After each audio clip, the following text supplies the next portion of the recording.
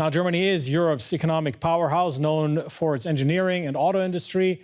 But in digitalization, Germany lags behind comparable EU economies. The European Commission ranks Finland, Denmark and the Netherlands top 3 in digital competence.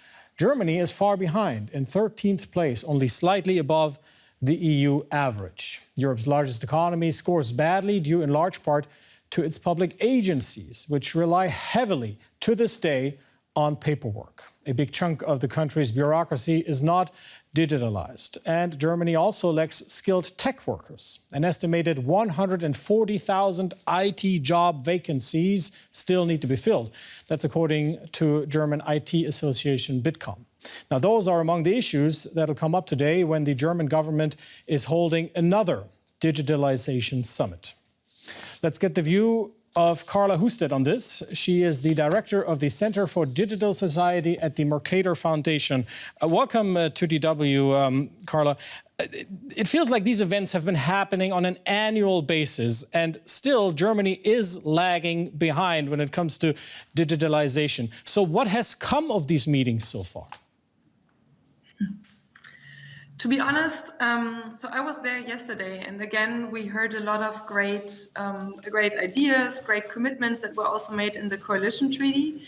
But when you look at Germany's digitization politics over the last couple of years, you just see that digitization, the digital transformation, just hasn't been a priority, and that we somehow haven't been able to move from these promises to actual implementation.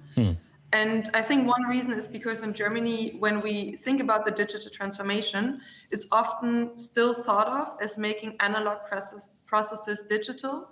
And we don't think of it enough as a true administrative transformation and something that requires entirely new processes and new ways of thinking, for example, about how the public sector, how governance works. So what then needs to be done to accelerate this whole process? I mean, a change of mindset, I would assume.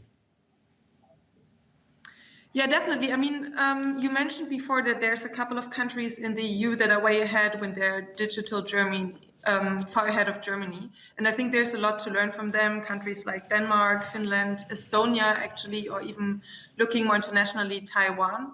To take Estonia as an example, which has been a real digital success story. Something they did was they chose an approach they called digital first, where they didn't just take analog processes and made them digital, but we really saw a true administrative reform rather than just adding a digital layer. And this is, the opposite of how we do it in Germany right now. Taiwan is another digital champion. Two things over there go hand in hand. One for sure is fast and easy internet access. And the other one that is really interesting is that they really saw the digital transformation as an opportunity for democracy.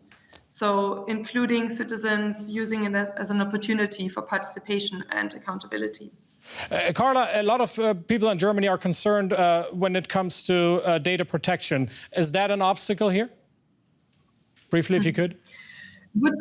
It would be so easy if we could just blame data protection. I think for sure we need to think about new governance models for using data and reusing data. And this became very apparent in the corona pandemic.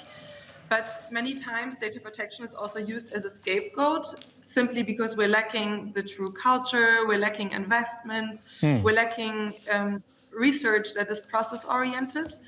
And I believe that there are cases where we need to balance values such as the protection of healthcare and the protection of privacy and individual sovereignty over the use of data. But in many ways, and other countries have shown that this is possible, we can actually combine the two. And there's very little academic evidence that data protection is actually a burden, for example, for innovation. There's actually cases that show how it can boost innovation and can create new economic opportunities. Carla Husted of the Mercator Foundation, thank you for your thoughts.